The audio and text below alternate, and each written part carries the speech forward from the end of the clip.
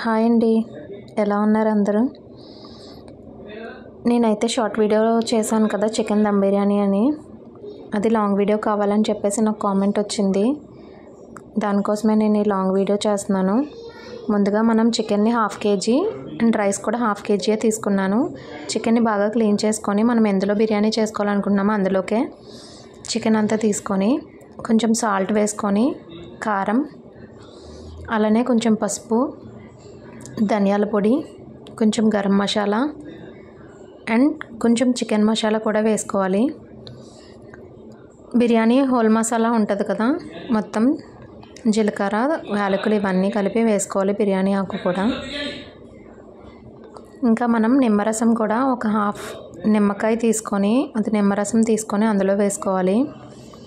తర్వాత fried onions, ముందుగా నేను ఆనియన్స్ని ఫ్రై చేసుకున్నాను కదా, అవి కూడా కొంచెం ఇందులో తీసుకొని కొంచెం మనం పెట్టుకోవాలి తర్వాత రైస్లో వేసుకోవడానికి. అండ్ కొంచెం పుదీనా వేసుకోవాలి, కొంచెం కొత్తిమీర కూడా వేసుకోవాలి. ఇప్పుడు వీటన్నిటిని కొంచెం బాగా కలుపుకొని అందులోనే కొంచెం మనం దానికి సరిపడా ఆయిల్ వేసుకోవాలి. ఇప్పుడే ఒక 2 టేబుల్ స్పూన్స్ మనం క్వాంటిటీని బట్టి ఎంతైతే అంత వేసుకోవచ్చు. వేసుకొని మళ్ళీ ఒకసారి బాగా కలుపుకొని అందులోనే పచ్చిమిర్చి వేసుకోవాలి.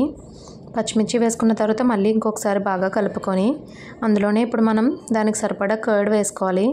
కర్డ్ అయితే నేను ఒక 1/2 కప్ వరకు వేసుకున్నాను. వేసుకొని ఇప్పుడు బాగా మిక్స్ చేసుకోవాలి. మొత్తం చికెన్కి అంతా పట్టేలా వేసుకొని మొత్తం చికెన్ అంతా మనం అలాగా పరుచుకోవాలన్నమాట. పరుచుకొని పైన మళ్ళీ ఇంకో కొంచెం పుదీనా వేసుకొని, కొత్తిమీర కూడా ఉంటే వేసుకొని, ఫ్రైడ్ ఆనియన్స్ వేసుకొని మూత పెట్టేసి కరెక్ట్గా మనకి 1 అవర్ నాననివ్వాలి. ఈ లోపల మనం రైస్ని కూడా నానపెట్టుకోవాలి. నేను 2 గ్లాసెస్ బాస్మతి రైస్ తీసుకొని వాటర్ వేసి ముందుగానే నానపెట్టుకుంటున్నాను.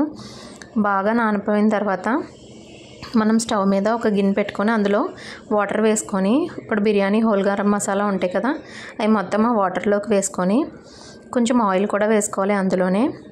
అండ్ కొంచెం అల్లం వెల్లుల్లి పేస్ట్ కూడా అందులోనే వేసుకోవాలి.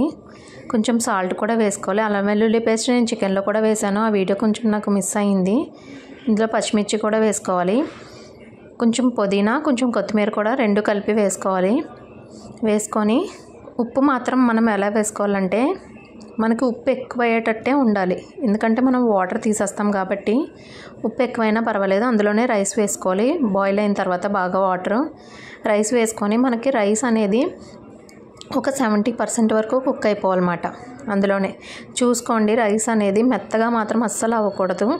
మనకి ఒక 70% బాగా కుక్ అయిన తర్వాత పక్కన స్టవ్ మీదే మనం అట్ల పెనం పెట్టుకొని ఇప్పుడు మనకి 70% ఉడికిపోయిన రైస్ని తీసుకొని అందులో వాటర్ ముందుగా తీసుకొని ఒక కప్తో ఆ వాటర్ని మనం ముందుగా మ్యారినేట్ చేసుకొని చికెన్లో వేసుకోవాలి కొంచెం వరకు. తర్వాత రైస్ని కూడా తీసుకొని లేయర్స్ లాగా పరుచుకోవాలన్నమాట. ఫుల్గా లేయర్స్లా పరుచుకొని పైన మళ్ళీ మనం ఇంకొక లేయర్ కొత్తిమీర, పుదీనా, అలానే పైన ఫ్రైడ్ ఆనియన్స్ వేసుకోవాలి. రైస్ మొత్తాన్ని లేయర్స్లా వేసుకుంటూ ఉండాలి.